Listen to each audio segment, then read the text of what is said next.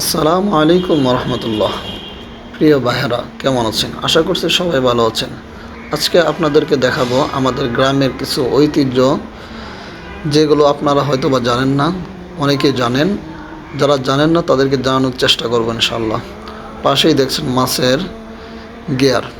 যারা মাছ চাষ করে অথবা মাছের গেয়ার করে, আমাদের এলাকায় বলা হয় যে মাছের হিসারি।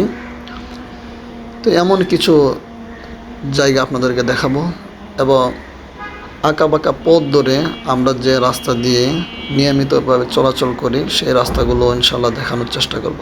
পাশেই দেখছেন অনেকগুলো মাছ গিয়ার, পাশে দেখছেন কলা গাছের সারি সারি গাছ।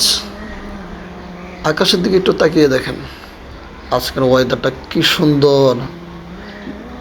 রাস্তার দুই পাশে কলা গাছ এবং কি সুন্দর দেখা যাচ্ছে।